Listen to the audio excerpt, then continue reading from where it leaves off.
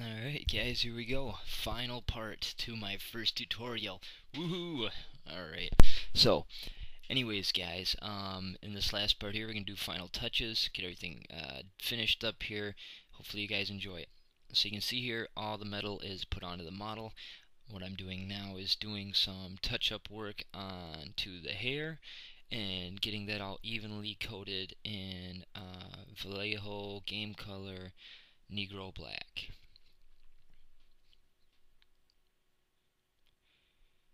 And guys, just to let you know, the videos will get better.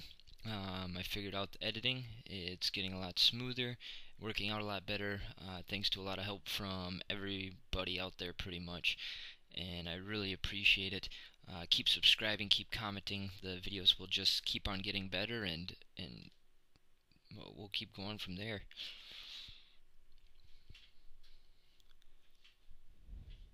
And I also did the soles of the boots in black as well. Most shoes and boots you see out there have a black sole, so I like to do the soles in black if all possible. All right, and then what I did was do what's called a paint wash. You water down your paint quite a bit till it's almost like a wash, pretty much is a wash, but just with paint. And then I run it into the deeper the recesses on the weapons here, as you can see, just to give it a little bit more definition on the places that are a little darker, or would be a little bit darker. And then what I'm taking here is cold gray. That's also from the yellow game color, and I'm going to do a dry brush with my Citadel medium dry brush over the hair here, just to add the first bit of highlight. And I do that to all parts of the hair, including the top. Just a nice even dry brush to make the strands stick out in the hair a little better. And that's with that cold gray, like I had said.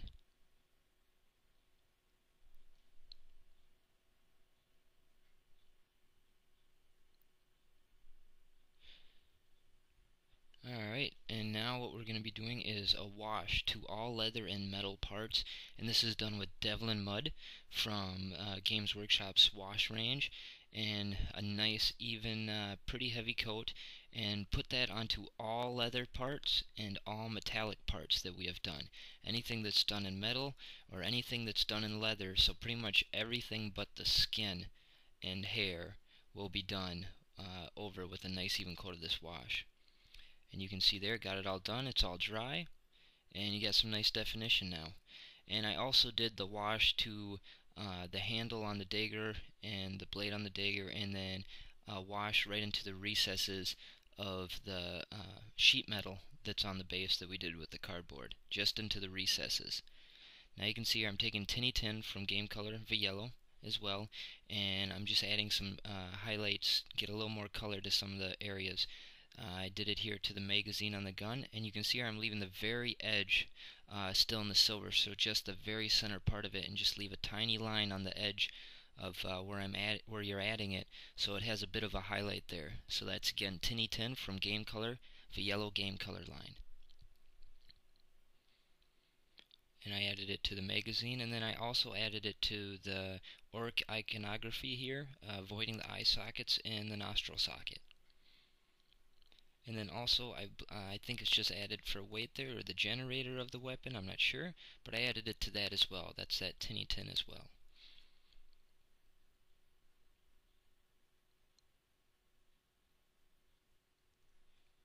Alright, and then you can see here, this is Deneb Stone Citadel Foundation paint that I'm adding to the teeth here to give some color. It's a little bit darker white, a little more gritty look to it, and I like that for orc teeth. I think that gives it a better color than just plain white. So that's Citadel Foundation paint, Deneb Stone. And you can see there I got some of the recesses. Just add a bunch of water real quick and brush it away with your brush. Just adding water into the recess there and then wiping it off on a cloth. Now you can see here I'm also going to add the Deneb Stone to the triangular shapes on the shoulder pad, just as an underlayer for when we do the color on the war paint onto that.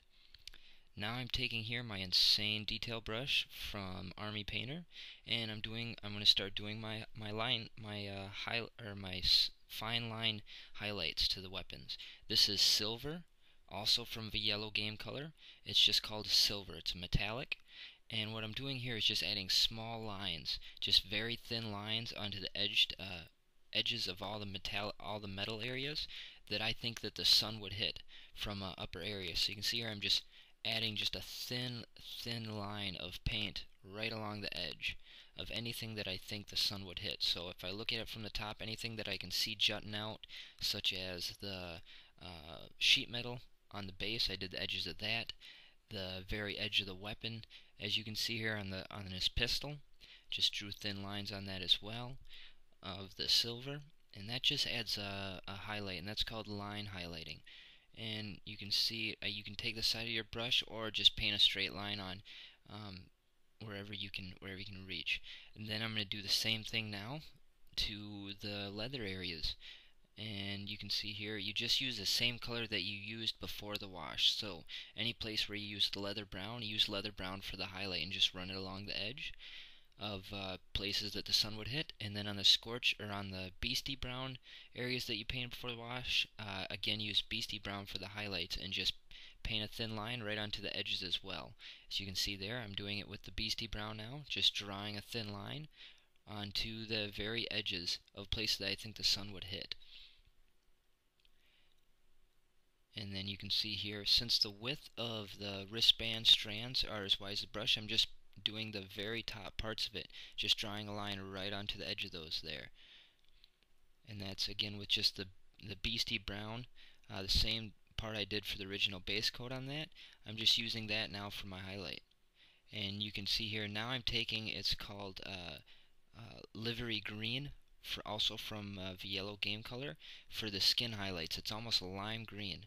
Now I'm putting just a highlight of ghost gray right onto the eye patch there, onto the black. And then I'm going to take the ghost gray and I also do it onto the hair strands, on the very tips of the hair strands. I give that a line highlight, as you can see there in the video as well. Now I'm taking electric blue from game color, and I am adding that as the war paint onto those spiked areas there where I had put down the dent-up stone base coat over that. Now I'm going to take and do a little bit of freehand here just to give the character a little bit of a balance, and I'm going to paint on some war paint that orcs usually have on, some bright war paint with that electric blue right onto his skin here, as if he had painted it on himself before battle.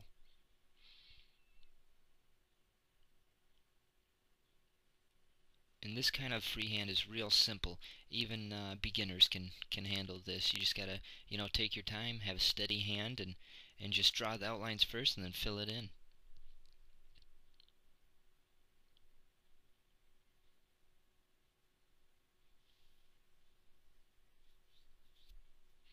So you can see there, just doing a little bit of touch-ups onto it to make it look, to add a little bit of length to the spikes.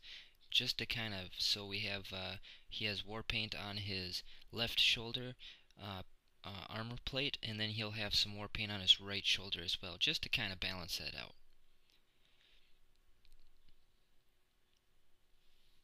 And now you can see here I'm taking just pure blood red, very small brush in my insane detail, and I'm painting in the eyeball, just the eyeball, and that's just single coat with blood red, or a single dot with blood red. Now I'm taking here, this is again the beastie brown, and I am painting the base coat, the base color onto the base. I don't water this down as much since it's on the base, and I just do a nice layer of that as well.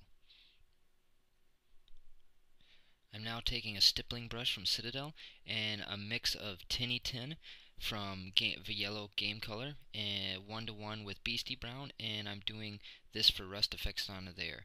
I do a little bit larger areas, then I go back again with the stippling brush onto our sheet metal and just put Tinny Tin right onto the areas that we had put the 1-to-1 mix of Beastie Brown and Tinny Tin before, just to add rust effects. As you can see there, it adds a nice little effect of rust. Now I'm taking this is just regular old Elmer's glue, nothing added, and just painting it on with an old brush that I use for putting the glue onto my bases. So I'm just add a little bit up onto your sheet metal so it looks like it's kind of been sitting around in the ground for a while. and just a nice even coat with the glue. And then once you get a nice even coat with the glue there, dip it in your flock. I'm just using sand from Gale Force 9. This is just their sand flock that they have, adding on a nice coat, and you can see there that the model is now finished, and this is the end result. You get a nice, more gritty, dark looking orc, which I would think they would be, they would be a little bit more dirty. And you can see here we have nice definition with the highlights and the washes that we have done, and it's got good definition. The base is not completely finished yet. You gotta let the glue dry for 24 hours. There's some still shots at the end of this video here where you'll get to see it a little bit better here in some action poses. And that's it, guys. Thanks again for watching my very first painting tutorial. Sorry that the editing wasn't the greatest, but I promise you it's only going to get better. And you can see here that it turned out pretty well. And if you just take your time and work hard at it, with a little bit of practice, you can have some nice looking models. Now again, this would be more of a tabletop quality, not competition painting or anything like that, but it's a higher quality tabletop. Thanks again so much for watching, guys. I really look forward to hearing from you from your comments. And please remember to subscribe and check out my other subscriptions that I have as well to those links. There's some excellent videos out there as well. Alright, thanks again, guys, and you guys have a good one.